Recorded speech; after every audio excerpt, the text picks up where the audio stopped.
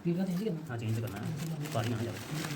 चल रुकना drain drain आई उतरी नहीं जाना चाहिए बस इतनी ड्रेन बस।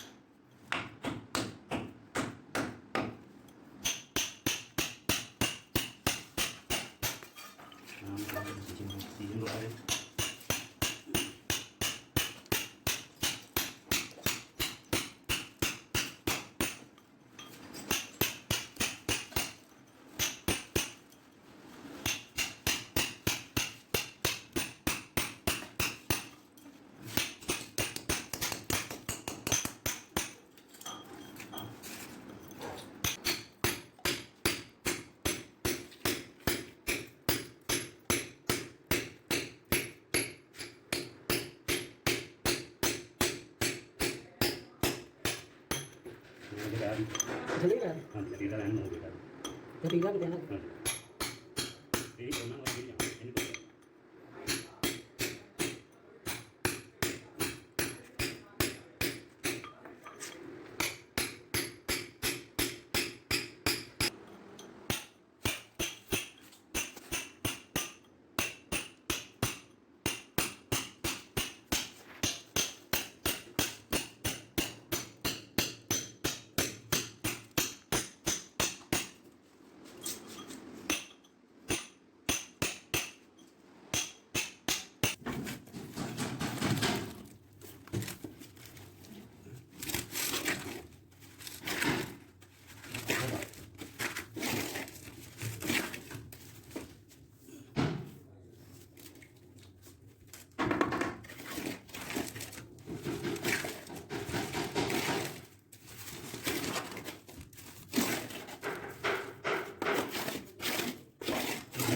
हो सकता है।